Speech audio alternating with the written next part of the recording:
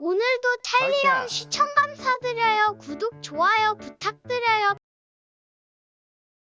안녕하세요, 첼리브라입니다. 두 번째 영상인데 제가 뉴스를 보다 보니까 어저께 이제 오페크 증산 합의가 나왔고 원래는 60만 배럴 하겠다고 했는데 10만 배럴 뭐 그 얘기가 나오면서 사실 시장에 좀 약간 실망감 이런 게 지금 표출돼서 아마 지금 현재 코인 시장뿐만 아니라 제가 보니까 주식 시장도 거의 비슷비슷하게 지금 흘러가고 있어요. 여기다가 이제 한 가지 더 이제 잠시 좀 불안한 상황을 만들어 놓을 만한 게 뭐냐면 얼마 전에 낸시 펠로우 뭐 이분이 이 의원이 정치계 서열 뭐 몇 번째 다섯 손가락 안에 뭐 세 번째 뭐 이런 얘기들이 있던데. 근데 이분이 대만을 방문하고 나서 이제 이면에 어떤 일이 있었냐면 여기 보시면은 이게 대만 사진이거든요. 근데 여기 어떤 게 있냐? 이 여기를 다 중국군이 둘러싸서 자 중국군이 전부를 둘러싸서 뭐를 지금 뭐 무력 행사를 하는 건 아닌데 훈련을 한대요. 그러면 이제 그냥 여러분들이 그냥 생각을 한번 해보세요. 이렇게 둘러싸서 훈련을 한다. 그러면 타이완에서 타국으로 수출할 수 있는 뭐 여러 가지 어떤 그런 노선을 사실 방해하고 있는 거거든요. 그래서 어저께 뉴스에서 여러분들이 기억하시겠지만 자연 모래를 중국에서 타이완으로 수출 중단한다는 얘기가 있었고 100여 가지 품목 같은 경우도 그거를 중국에서 막겠다라는 얘기가 있었잖아요. 그럼 이게 사실은 전 세계 무역하고도 관련이 있거든요. 왜냐하면 대만은 TSMC의 베이스먼트잖아요. 그러면 반도체에도 분명히 영향이 있을 거고 이런 불확실성이 시장에 사실 지금 현재 반영된 게 아닐까. 저 이제 개인적으로 이제 그런 생각을 이제 하게 됐어요. 그래서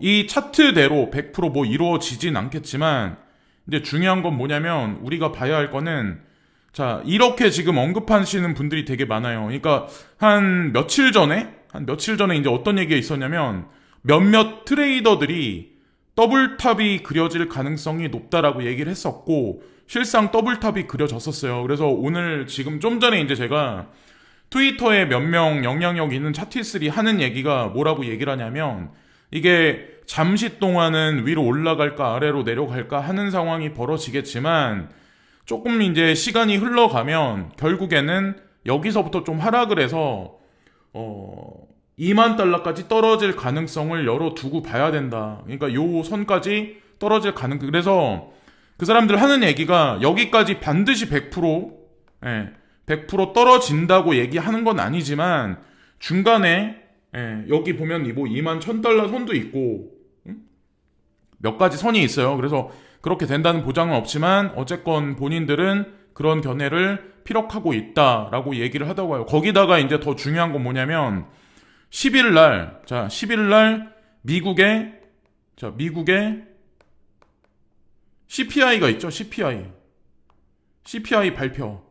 그렇기 때문에 지금 오늘이 8월 4일이잖아요. 그러니까 설상 며칠간 상승한다라고 하더라도 10일날 CPI가 인플레이션율 발표가 있기 때문에 사실상 이도저도 아닌 상황으로 지금 기관 투자가들은 몸살이고 있는 게 아닐까. 개인적으로 이제 전 그렇게 생각을 했어요. 어쨌건 그렇고 뭐 장투하시는 분들은 만약에 지금 뭐 본인이 가지고 있는 뭐 현금 있는 거를 나는 지금 빨리 몽땅 다 사야 돼가 아니라 조금 이제 기간을 두고 좀 지켜보시는 것도 필요한 시점이 아닐까. 제가 이제 좀 전에 말씀드렸다시피 이제 대만 문제가 아직 이렇게 뭐 봉합이 돼 있는 상황이 아니고 언제 어떤 상황이 벌어질지 모르기 때문에. 그리고 또 하나 이제 생뚱맞은 얘기가 하나 나왔는데 여기 보시면은 젤런스키 우크라이나의 대통령이죠. 이분이 젤런스키인데 이분이 시진핑 주석, 그러니까 중국의 시진핑 주석한테 우크라이나 전쟁에 관해 끝낼 수 있게 도와달라고 얘기를 했대요. 근데 여러분들 어떻게 생각하시나요? 원래는 젤런스키는 미국에 의지해야 돼요. 그죠? 여태 기존에는 그래 왔어. 근데 이 뉴스가 로이터 연합통신을 통해서 나왔고 야후를 통해서 또 우리가 보고 있는 거예요. 로이터 연합통신이면 어디에 가까운가요? 예. 근데 어쨌건 이런 얘기를 젤런스키 대통령이 했다는데, 과거에는 보통, 그죠? 바이든 대통령한테 원래 이분이 언급을 했었어야 맞죠? 근데 이게 축이 바뀌었다는 거죠. 지금 현재. 어느 순간부터. 예. 축의 이동.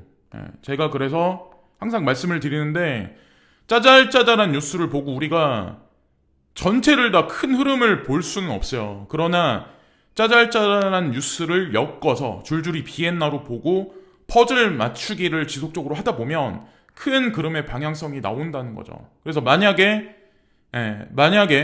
이분이 이제 젤런스키 대통령이 시 주석한테 얘기를 했는데, 만약의 경우 이게 힘이 발휘돼서 이게 전쟁이 봉합이 됐다. 일시적으로나마 봉합이 됐다. 겨울 전에 봉합이 됐다. 그러면 어떻게 될까요? 하여튼 그렇다는 거죠. 그렇다고 또 저한테 막 이상한 얘기 하지 마시고, 어쨌건 이거는 그냥 나와 있는 얘기를 저는 이제 그대로 말씀드리는 거고, 제가 뭐 내피셜도 아니고. 근데 이분이 이제 뭐라고 언급을 했냐면, 여기 보시면 이제 재미난 얘기가 하나 있는데, 보고서는 젤런스키의 말을 인용해 중국은 매우 강력한 국가다. 강력한 견제를 갖고 있고 러시아에 정치적, 경제적으로 영향을 미칠 수 있다. 중국은 유엔 안전보장이사회 상임이사국이기도 하다고 말했다. 와, 갑자기 미국 편에 섰다가 갑자기 중국 쪽으로 도와달라. 러시아가 전쟁을 끝낼 수 있게 도와달라. 갑자기 이렇게 박쥐같이 갑자기 그렇게. 자, 그리고 이제 한 가지 어떤 분이 이제 트위터상에 좋은 말씀을 써주셔가지고 제가 갖고 왔는데, 인생을 불평하면 불평하는 사람만 주변에 남고 성공을 다짐하고 노력하면 그런 사람이 주변에 남더라. 응? 그렇게 얘기를 하고, 성공하고 싶으면 불평을 하지 말고 현재를 불편하게 생각해라. 지금이 편하면 안 된다. 누워서 벨 긁으며 핸드폰 하면서 하는 불평, 푸념은 대부분 남 탓으로 끝나지만 불편한 건 스스로 바꿀 의지가 생긴다. 저도 이랬었어요, 예전에. 저도 여기에 나오는 것 같이 저도 이랬던 것 같아요.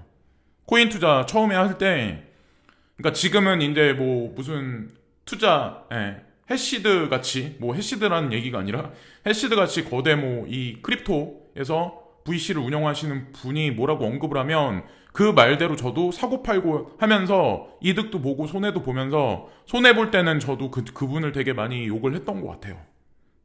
근데 다 지나고 이제 지금 생각을 해보면 내가 잘못했구나. 내 스스로 뭔가를 이렇게 했었어야 되는구나라는 생각을 하게 됐죠. 그래서 하여튼 시간이 지나면 다 알게 되시고, 그리고 요 근래 이제 FTX 뭐 지금 보면은 여기 대표가 이제 한마디 언급을 하는데, 이 내용이 뭐냐면 요즘에 막 그 얘기가 되게 많이 불거졌잖아요.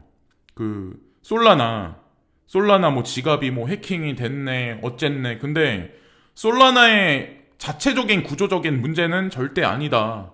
응? 그런 식으로 이제 언급을 했고, 이 사람이 얘기하는 거는 걱정 안 해도 될 것 같다. 그러면서 저평가 코인이라는 어떤 그런 평가를 하더라고요. 솔라나 보고. 오전에 나온 뉴스에서는 솔라나를 엄청 디스하는, 막 되게 취약하다 막 이런 식으로 얘기했는데, 제가 보니까는 이 FTX 대표도 그렇고 바이낸스 창펑자오도 솔라나를 좀 약간 도와주는, 디스가 아니라 오히려 좀 도와주는 그런 식의 이제 발언을 하더라고요. 제가 좀 전에 이제 확인해보니까.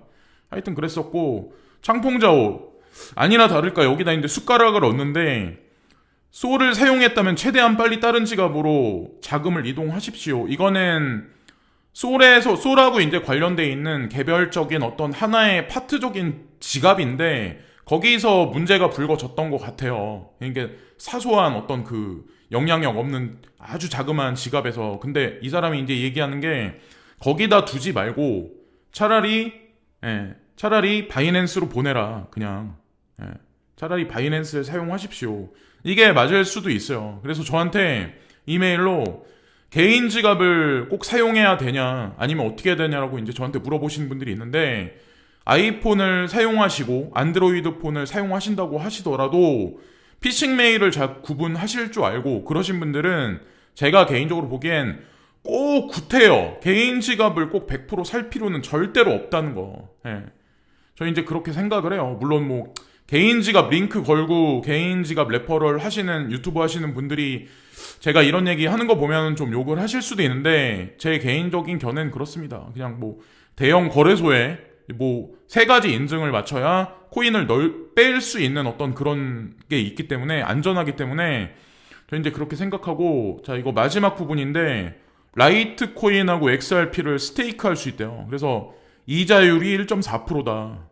그래서 업비트는 아직까지 안 하고 있잖아요. 그리고 국내에서는 고팍스가 고파이라는 어떤 그 제도를 이용해서 지금 하고 있는데 빗썸이라든가 아니면 코빗이라든가 아니면 대표적인 뭐 업비트라든가 이런 거를 빨리 해주면 좋죠. 우리 개인 투자자들은. 그러면 굳이 구태여 뭐 귀찮게 바이낸스 계좌를 열 필요도 없고 어쨌건 근데 라이트코인하고 XRP를 어쨌건 이런 걸 해준다. 스테이킹 해줘서 1.4% 이자를 준다. 그냥 이거는 그냥 소식을 알려드리는 거예요. 이걸 뭐 이게 뭐 엄청 호재거리는 아니지만 자 그래서 여기까지 말씀드리면서 이번 방송도 마치겠습니다. 감사합니다. 오늘도 텔리온 시청 감사드려요. 구독, 좋아요 부탁드려요.